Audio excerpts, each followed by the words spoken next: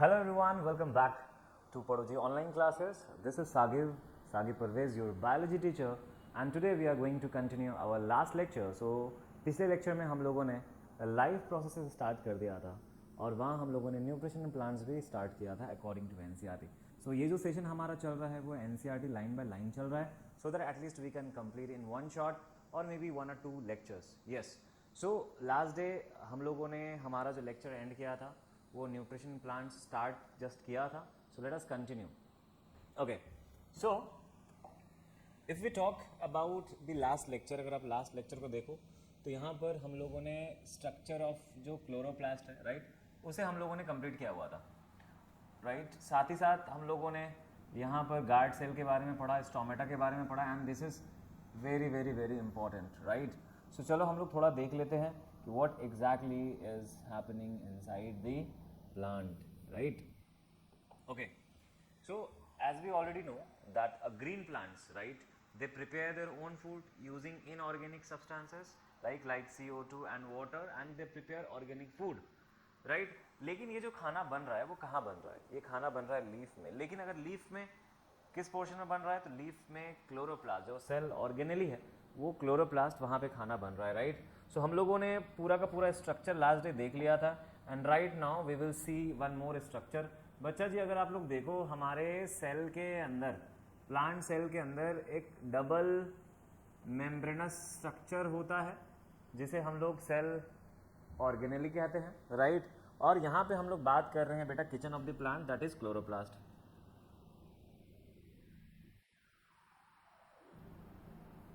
Right, we are talking about chloroplast. Chloroplast हम लोगों ने क्लास 9th में पढ़ रखा है कि बेटा जी ये सेमी ऑटोनॉमस है,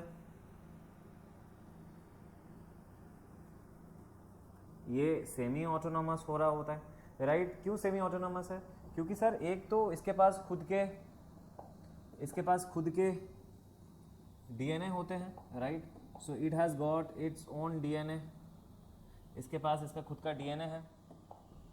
सो अगर हम बात करें तो इसके पास इसका खुद का डीएनए है, राइट. साथ ही साथ बच्चे इनके खुद के राइबोसोम्स भी होते हैं. सो ये इसके पास 70S राइबोसोम्स भी प्रेजेंट होते हैं, यस और नो. ओके, साथ ही साथ इसके अंदर जो हमें फ्लूइड नज़र आ रहा है, ये फ्लूइड इसका मैट्रिक्स है जिसे हम लोग स्ट्रोमा कहते हैं. क्या कहते हैं? स्ट्रोमा कहते हैं. So the fluid is stroma, ये स्ट्रोमा है. नाउ बच्चों, स्ट्रोमा की अगर हम लोग बात करें, it is a main site for light reaction. देखो, अगर हम फोटोसिंथेसिस की बात करें, सो फोटोसिंथेसिस में 2 प्रोसेस हो रहा होता है ना, एक लाइट रिएक्शन, एक डार्क रिएक्शन. जो हम लोगों ने इन टोटल देखा 3 स्टेप्स में बता रही है एनसीईआरटी की. सबसे पहले लाइट का absorption by the chlorophyll pigment, right. Second, एक तो लाइट रिएक्शन जिसमें फोटोलिसिस ऑफ वाटर हो रहा है, फोटोफॉस्फोराइलेशन हो रहा है और रिडक्शन ऑफ एनएडीपी हो रहा है. दूसरा बेटा फॉर्मेशन ऑफ फूड और synthesis of food with the help of CO2 का यूज करके कार्बोहाइड्रेट में कन्वर्ट करना, वो क्या डार्क रिएक्शन है. तो वो डार्क रिएक्शन बेटा स्ट्रोमा में हो रहा होता है. Stroma is the main site for dark reaction, ये इसका मैट्रिक्स वाला पार्ट है. साथ ही साथ अगर हम लोग यहाँ देखें तो बच्चा, यहाँ जो इनर मेम्ब्रेन है, उस इनर मेम्ब्रेन के साथ हम लोगों को फोल्डिंग्स नज़र आती है ना, हम लोगों को फोल्डिंग्स नज़र आती है. और ये फोल्डिंग हम लोगों को एक्चुअली में थाइलाकॉइड की स्टैक्स है ना. तो ये वाला जो आप स्ट्रक्चर देख रहे हो, एक्चुअली में ये थाइलाकॉइड का स्टैक है जिसे बेटा जी हम लोग कहते हैं ग्रैनम. क्या कहते हैं? ग्रैनम. बेटा जी ग्रैनम लाइट रिएक्शन का मेन साइट है, और इस ग्रैनम के अंदर जो हम लोग एक स्ट्रक्चर देख रहे हैं, ये this is exactly thylakoid.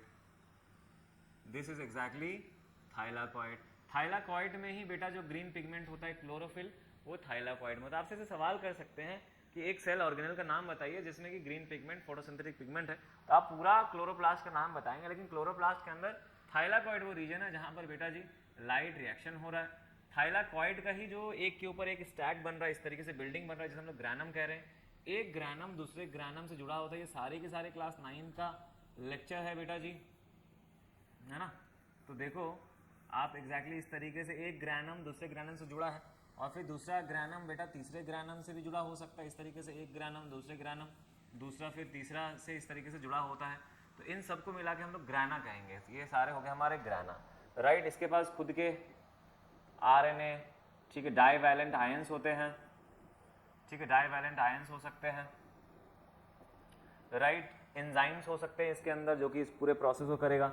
So if you can see this you would be able to understand that what exactly NCERT is trying to tell us. तो बेटा ये स्ट्रक्चर हमें याद रखना है। इसके पास खुद के डीएनए है, एक तो 70S इसके पास राइबोसोम, इसका मतलब प्रोकैरियोटिक इन नेचर है, और यही वो एक स्ट्रक्चर है जो हमें प्लांट्स में दिखता है। याद करो क्रॉस सेक्शन, तो बेटा क्रॉस सेक्शन में हम लोगों ने जो पैलिसेड सेल्स देखा है ना, हम लोगों ने पैलिसेड सेल्स देखा, हम लोगों ने स्पॉन्जी पैरेन्काइमा देखा, राइट। हम लोगों ने स्पॉन्जी पैरेन्काइमा देखा, हम लोगों ने बेटा गार्ड सेल देखा। तो इन सब के अंदर, इस सब के अंदर बेटा हम लोगों को जो है क्लोरोप्लास्ट दिखता है ना। इन सब के अंदर बेटा जी हम लोगों को क्लोरोप्लास्ट दिखता है, क्योंकि क्लोरोप्लास्ट एक ऐसा ऑर्गेनेली है जो कि किचन ऑफ द प्लांट है, इसमें खाना बन रहा होता है, प्रिपेयर हो रहा होता है। तो हमें ये याद रखना है, राइट। ओके, नाउ जब हम लोगों ने क्रॉस सेक्शन ऑफ लीफ देखा तो यहाँ पर गार्ड सेल के बारे में बात हो रही थी, जो हमने लास्ट क्लास में पढ़ा। बेटा जो गार्ड सेल है that is exactly bean shape और किडनी शेप का एक स्ट्रक्चर है, जिसके पास खुद के अपने न्यूक्लियस है ना, जिसके पास क्या है बेटा, खुद का अपना न्यूक्लियस है, खुद का अपना न्यूक्लियस है। साथ ही साथ इस स्ट्रक्चर के अंदर हमें नजर आएगा बेटा कि इसके पास क्लोरोप्लास्ट भी है। तो क्लोरोप्लास्ट इसका फंक्शन है, राइट। अभी देखो ये जो स्ट्रक्चर हमें दिख रहा है बीन शेप का, ये this is due to the turgidity, मतलब जब इसमें पानी फिल्ड हो जाता है तो ये टर्गर स्टेट में आ जाता है, तो ये टर्जिडिटी कहलाता है, टर्जिडिटी, राइट। इसे हम लोग टर्जिडिटी कहते हैं। अब अगर पानी अगर इससे बाहर निकलेगा तो उसे हम लोग कहेंगे फ्लासिडिटी।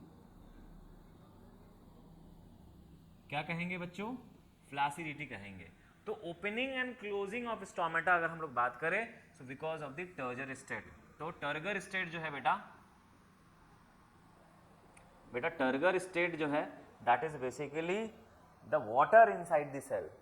तो पानी सोचो कि सेल के अंदर आ रहा है, जिसके वजह से सेल स्वेल कर जा रहा है, और ये ओपनिंग। अब तुम्हारे दिमाग में आ रहा होगा बहुत सारी चीजें कि किस तरीके से ओपनिंग, बस क्योंकि हम लोग ये एनसीईआरटी लाइन बाय लाइन पढ़ रहे हैं, इसी वजह से बस इतना याद रखो, टर्जिडिटी की वजह से इसका ओपनिंग हो रहा है और फ्लैसिडिटी की वजह से क्लोजिंग हो रहा है। टर्जिडिटी मतलब क्या, यहाँ पर एंडो ऑस्मोसिस होगा। क्या होगा, एंडो ऑस्मोसिस होगा, या पानी अंदर आएगा, एग्जैक्टली पानी अंदर मूव करेगा, और इसमें क्या होगा, पानी बाहर मूव करेगा, तो जिसकी वजह से ये शेप चेंज हो जाएगा। तो जब इसका ओपनिंग होता है बेटा, ये what is it, this is stomatal pore, this is stomatal pore, this is stomatal pore, और इसी स्टोमेटल पोर से बेटा गैसियस एक्सचेंज हो रहा होता है। So we need to understand this too, right. I hope कि आपको ये समझ में आया है। तो यहाँ पे वही दिखा रहा है कि गार्ड सेल बेटा, गार्ड सेल ये दोनों दो गार्ड सेल होते हैं जो एक स्टोमेटल पोर को बना रहे होते हैं। बीच में देखो यहाँ पे ये ओपन है, ओपन क्यों है, बिकॉज ऑफ द टर्जिडिटी, पानी फील्ड हो रहा है। और यहाँ पे अगर हम लोग देखें तो इस पोर्शन में देखो, just because of the exosmosis the water has basically removed out of the cell, and because of this flaccidity is happening, जिसके वजह से closing of the stomatal pore हो रहा है। तो ओपनिंग एंड क्लोजिंग यहाँ पे देखो बता रहा है हमारा NCERT, right. So massive amount of gaseous exchange takes place in leaves through these pores for the purpose of photosynthesis, but it is important to note here that exchange of gases occur across the surface of stem, roots and leaves as well. Since large amount of water can be lost through these stomata, the plant closes these pores when it does not need carbon dioxide for photosynthesis. The opening and closing of the pore is a function of the guard cell. The guard cell swells when water flows into them. देखो यहाँ पे swell use किया, तो वहां पे हम लोग turgidity word का यूज कर रहे हैं, ठीक है। causing the stomatal pore open. Similarly the pore closes if the guard cell shrink. Shrink मतलब flaccidity. तो बेटा देखो यहाँ पे क्या हो रहा है, यहाँ पे हो जा रहा है हमारा swell guard cell, और यहाँ पे हो जा रहा है shrink। हम लोगों ने क्लास 9th में इसमें हम सॉल्यूशंस में पढ़ा था हाइपोटोनिक, हाइपोटोनिक। तो हाइपोटोनिक मतलब कि सेल में पानी फिल होगा, है ना, और यहाँ हाइपोटोनिक में क्या होगा कि सेल में अगर पानी एक्स्ट्रा तो वो बाहर इक्वल करने के लिए बाहर आ जाएगा। सो ये हमें समझना है दो टर्म जो कि एनसीईआरटी में बता रही है। Now next we have got an activity, it is talking about that experiment for that how we can say that CO2 is important for photosynthesis. मतलब सोचो अगर हम बात करें रिक्वायरमेंट फॉर फोटोसिंथेसिस, समझो ध्यान से, रिक्वायरमेंट की जब हम बात करते हैं तो क्या क्या रिक्वायरमेंट है हमारे? CO2 इंपॉर्टेंट है, सनलाइट इंपॉर्टेंट है, फोटोसिंथेटिक पिगमेंट इंपॉर्टेंट है, यस और नो? अगर इनमें से ये सारी, वाटर इंपॉर्टेंट है। अब अगर हम वाटर की बात करें, फोटोसिंथेटिक पिगमेंट की बात करें, CO2 की बात करें, क्लोरोफिल की बात करें, इनमें से कुछ भी मिसिंग होता है फोटोसिंथेसिस नहीं होगा। तो उसके लिए हमारे पास एक्टिविटी होती है बच्चा। तो एक्टिविटी देखो यहाँ पर, ये एक्टिविटी क्या बता रही है, let us understand. Take 2 healthy potted plants which are nearly the same size. मतलब 2 पौधा आपको लेना है जो कि नियरली सेम साइज का है, राइट? 2 सेम साइज का पौधा है, 1 और 2। Next, keep them in a dark room for 3 days। Now it is talking about 3 days, मतलब कि 36 आवर्स से 48 आवर्स की बात हो रही है। यहां पर इट इज टॉकिंग अबाउट बेटा डी स्टार्चिंग। किसकी बारे में बात हो रही है? D starching. बेटा डी स्टार्चिंग, डी स्टार्चिंग इस मतलब जो स्टार्च है ना इस पौधे में, ऑलरेडी उसको यूज करना है। तो डार्क रूम में जब रखोगे तो प्लांट फोटोसिंथेसिस नहीं करेगा, तो फोटोसिंथेसिस नहीं करेगा तो प्लांट मरेगा तो नहीं, क्योंकि उसके पास जो स्टोर्ड फूड होगा वो उसको यूज करेगा। तो उसी को हम लोग कहते हैं डी स्टार्चिंग और destarch. Now third part देखो, now place each plant on separate glass plate, place a watch glass containing potassium hydroxide by the side of one of the plants. The potassium hydroxide is used to absorb carbon dioxide. Now what is it telling right now? Let us understand. बेटा जी क्या हो रहा है कि ये 2 पौधा जो हम लोगों ने डार्क रूम में रखा था, अब उसको हमें बाहर निकालना है, ठीक है? लास्ट डे भी मैं आपको थोड़ा ये बता रहा था। निकाल के बेटा आपको नीचे एक प्लेट रखना है, ग्लास प्लेट, उसके ऊपर रखना है। ऊपर से बेटा आपको इस तरीके से ना इसको कवर कर देना है, आपको कवर कर देना। और कवर करने के बाद मेक श्योर करना कि गैसेज एक्सचेंज ना हो। तो बेटा हम लोग यहाँ पर क्या करेंगे, इसके जो डाउन साइड आप देख रहे हो ना, यहाँ पर बेटा हम लोग ग्लिसरीन ऐड कर देंगे, है ना? तो यहाँ पर इस तरीके से हम लोग ग्लिसरीन ऐड कर देंगे ताकि कोई एयर जो है ना पास ना हो पाए। तो कंप्लीटली इसको हम लोग क्लोज कर दे रहे, एयर टाइट हम लोग बना रहे, राइट? लेकिन यहाँ पर देखो जो ए और बी हम लोगों ने प्लांट लिया है, सो ए वाले प्लांट के साइड में हम लोग देख सकते हैं कि ये वाला जो पोर्शन है बच्चा जी, यहाँ पर हम लोगों ने पोटेशियम हाइड्रो ऑक्साइड रखा है। क्या रखा है? पोटेशियम हाइड्रो ऑक्साइड रखा है। Okay okay, so now let us understand this. ये जो आप देख रहे हो 2 प्लांट, राइट? सो ए और बी, तो दोनों को हमको डिस्चार्ज करके बाहर निकालना है, सनलाइट में रखना है। लेकिन क्योंकि हमें CO2 का प्रेजेंस, CO2 का इंपॉर्टेंस समझना है कि बिना CO2 के फोटोसिंथेसिस नहीं हो सकता। तो बेटा ये दोनों को हम लोग को ग्लास से, एक वॉच ग्लास से उसको पूरा बंद कर देना है, राइट?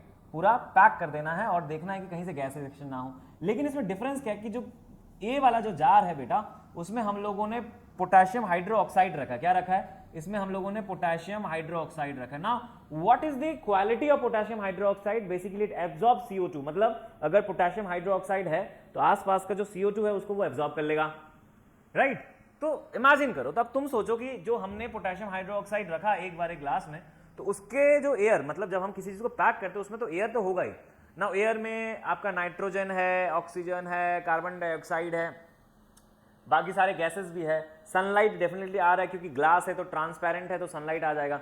फोटोसिंथेसिस बिल्कुल हो सकता है क्योंकि जो CO2 होगा उस एयर में वो कर लेगा।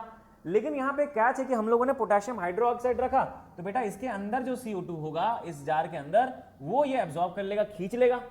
अगर ये खींच लेगा सर, तो इसका मतलब इसके अंदर CO2 तो बचेगा नहीं ना, तो ये फोटोसिंथेसिस नहीं कर पाएगा। लेकिन दूसरे साइड में ये वाला जो ग्लास है, क्योंकि इसमें हमने कुछ हाइड्रो ऑक्साइड नहीं रखा, पोटेशियम हाइड्रो ऑक्साइड नहीं रखा है, यहाँ जो है फोटोसिंथेसिस नॉर्मली हो जाएगा।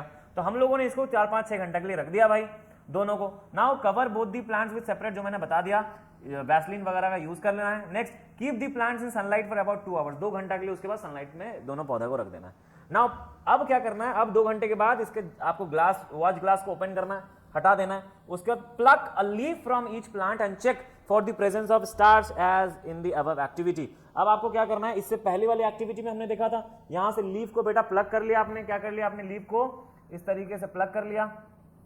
सो बेटा आपने लीफ को क्या किया? प्लग कर लिया। देखो लीफ को आपने प्लग कर लिया। अब इस लीफ से हमें देखना है, देखो एक इसका लीफ लिया, एक इसका लीफ लिया, 2 लीफ लिया आपने। अब आपको चेक करना है कि भैया फोटोसिंथेसिस हुआ होगा, सनलाइट आया है तो फोटोसिंथेसिस हुआ होगा। लेकिन आपके अकॉर्डिंगली क्योंकि KOH CO2 को एब्जॉर्ब कर लेता है तो इसमें फोटोसिंथेसिस नहीं होना चाहिए।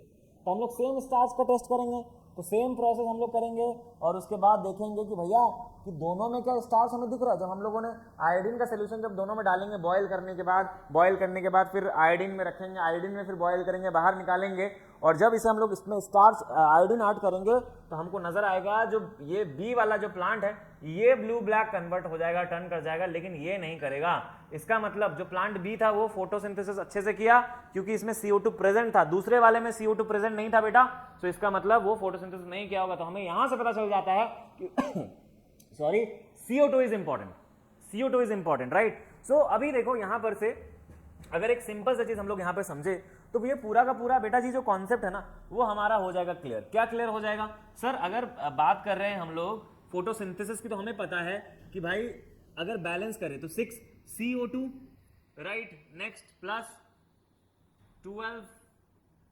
H2O right, in the presence of sunlight, in the presence of sunlight and chlorophyll,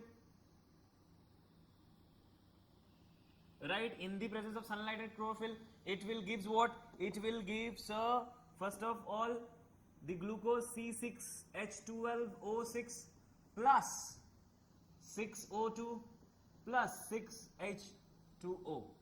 देखो ये है हमारा एक्चुअली में बैलेंस्ड इक्वेशन, राइट। यहां पर देखो जो CO2 है, इस CO2 का यूज करके बेटा हम लोग खाना बनाएंगे। तो खाना बनता है जिस प्रोसेस में बेटा जी उसे हम लोग कहते हैं डार्क रिएक्शन। क्या कहते हैं? Dark reaction. तो देखो CO2 का यूज करके आपने ग्लूकोज बनाया, और बेटा जो वाटर है, वाटर का यूज करके क्या करोगे? वाटर का यूज करके हम लोगों को दिख जाएगा कि भाई that we are exactly releasing the oxygen, है ना। हम लोग क्या रिलीज कर रहे हैं? ऑक्सीजन रिलीज कर रहे हैं। फोटोलिसिस ऑफ वाटर कर रहे हैं। ये कहां होता है? ये होता है लाइट रिएक्शन में, ये होता है लाइट रिएक्शन में,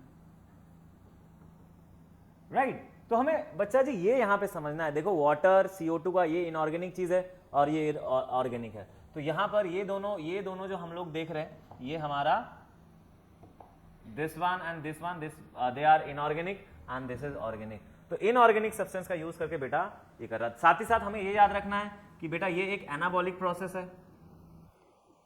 एनाबॉलिक प्रोसेस है, राइट। एनाबॉलिक मतलब कुछ बन रहा है, कैटाबॉलिज्म नहीं कर रहा है, एनाबॉलिज्म कर रहा है।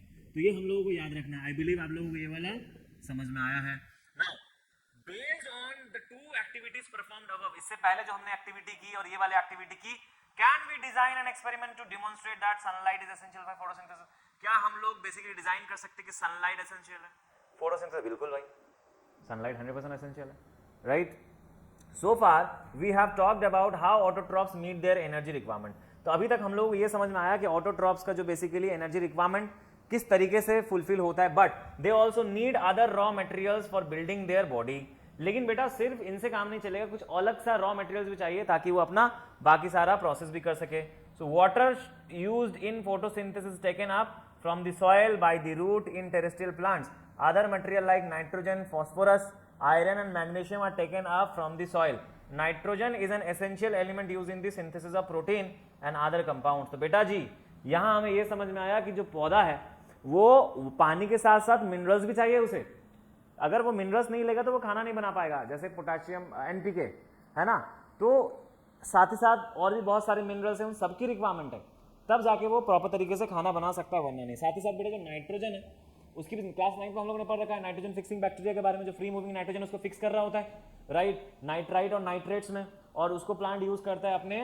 ओके, सो यहां से हमें ये पता चल रहा है कि बेटा जो नाइट्रोजन है, ये इंपॉर्टेंट क्वेश्चन है, राइट। जो बेटा जी नाइट्रोजन है, तो नाइट्रोजन के बिना जो प्लांट है बेटा वो डेफिनेटली नहीं बना सकता प्रोटीन। सिर्फ प्लांट नाइट्रोजन नहीं, अगर हम बात करें बेटा हमारा जो DNA है ना, वो भी नाइट्रोजन के बिना नहीं बन सकता। तो DNA, RNA, क्लोरोफिल्स, राइट, साथ ही साथ जो प्लांट प्रोटीन है सबको बेटा नाइट्रोजन की जरूरत होती है, राइट। सो ये बहुत इंपॉर्टेंट है। आगे हम लोग बढ़ जाते हैं। आई होप आप लोगों को यहां तक समझ में आया। Next let's talk about the other portion. So organic nitrates जो मैंने बताया, और it is taken up as the organic compound which have been prepared by bacteria from the atmospheric nitrogen. So rhizobium के बारे में बात हो रही कि पौधा राइजोबियम का बेटा यूज कर रहा होता है और फिर वो प्रॉपर तरीके से खाना बना रहा होता है ना। तो चलो आगे हम लोग इस पे बात करते हैं। Let's talk about the other portion, the heterotrophic mode of nutrition. बेटा if we talk about heterotrophic mode of nutrition, यहाँ हमें ये पता चलता है कि sir heterotrophic mode of nutrition is the type of nutrition in which an organism depends on other organisms और readymade food. तो वो बेटा रेडीमेड फूड पे या दूसरे ऑर्गेनिज्म पे डिपेंड कर रहे होते हैं, राइट। So each organism is adapted to its environment, the form of nutrition differs depending on the type and availability of food material as well as how it obtains by the organism। तो देखो यहाँ पर सिर्फ और सिर्फ ये बात नहीं हो रही है कि ऑर्गेनिज्म सिर्फ दूसरे पे डिपेंड कर रहा है, लेकिन किस तरीके से वो डिपेंड कर रहा है वो भी वैरी कर रहा होता है। जरूरी नहीं कि हर एक ऑर्गेनिज्म एक ही तरह का प्रोसेस बच्चा जी फॉलो करे, हर ऑर्गेनिज्म अलग अलग प्रोसेस यूज कर सकते हैं, तो उसके बारे में भी हम लोग देखेंगे। सो हीटरोट्रॉफ से हमें ये तो आइडिया मिल गया कि हीटरोट्रॉफिक मोड ऑफ न्यूट्रिशन एक ऐसा न्यूट्रिशन है जहां पे ऑर्गेनिज्म किसी और पे डायरेक्टली या इनडायरेक्टली डिपेंड कर रहा है, मतलब वो खुद का खाना प्रिपेयर खुद नहीं कर सकता, अपना खाना बना नहीं सकता। तो late us understand. So the form of nutrition differs depending on the type of availability of food material as well as how it is obtained by the organism। For example, whether the food source is stationary। सोचो कि अगर कुछ food की बात करें जैसे grass, तो grass stationery है लेकिन काऊ आ करके खा रही होती है, लेकिन उसी जगह पे आप देखो डियर दिस नॉट स्टेशनरी, ये लोकोमोट कर रहा है, मूव कर रहा है, लेकिन बेटा इसको जो लायन है वो खा लेगा चेस करके। सो वो डिपेंड कर रहा है कि भैया हमारी अवेलेबिलिटी कैसी है, वो उस पर भी डिपेंड कर रहा होता है, राइट। जैसे ग्रास और mobile such as deer would allow from difference, ठीक है, in how the food is access and what is the nutritive apparatus used by a cow and a lion। सो देखो सबसे पहले हमें समझना है कि काव और लायन में दोनों तरीके से जो यूज किया जा रहा है, जो प्रोसेस, वो दोनों का अलग अलग है। There is a range of strategies by which the food is taken in and used by organism. Some organisms break down the food material outside the body and then absorb it. मतलब सबसे पहला क्या हो रहा है कि कुछ ऐसे ऑर्गेनिज्म है जो फूड को बेटा बाहर पहले ब्रेक डाउन करेंगे तब उसको एब्जॉर्ब करेंगे, राइट। जैसे हमारे पास समझो, actually what I am talking about is, पहले मैं आपको बता देता हूं बेटा, जब हम लोग हिट्रोट्रॉफ की बात करते हैं ना, तो यहां पे तीन चीज हमें पढ़ना है। इसमें हम लोगों को देखना है होलोजोइक, राइट, दूसरा हमें देखना है सैप्रोफाइट्स,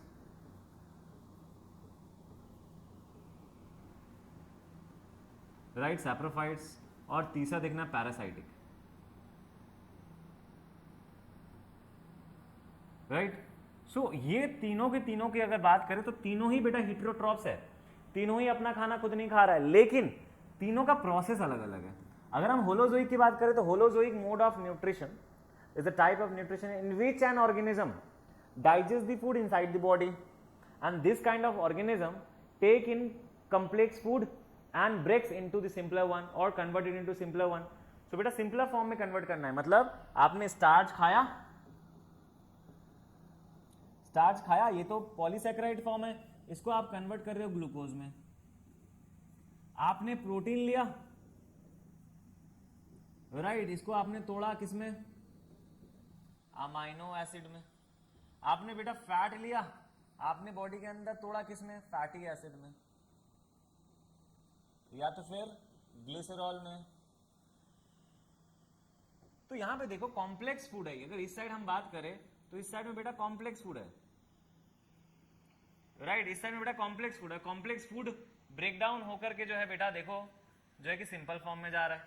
तो हमें ये वाला चीज यहां पे समझना है कि कॉम्प्लेक्स से सिंपलर फॉर्म में बेटा जी कन्वर्ट हो रहा है, लेकिन तरीका अलग अलग है। इसमें क्या होगा, बॉडी के अंदर हो रहा है, इसमें क्या हो रहा है, बॉडी के बाहर हो रहा है, और इसमें ये ब्रेक नहीं कर रहा है, ये ऑलरेडी ब्रोकन फूड को, मतलब जो सिंपल फूड है उसको वो टेक ले रहा है, मतलब डायरेक्ट ले रहा है। तो holozoic organisms are those organisms which take or ingest the food inside the body or ingest complex food inside the body and digest it into simpler form inside the body।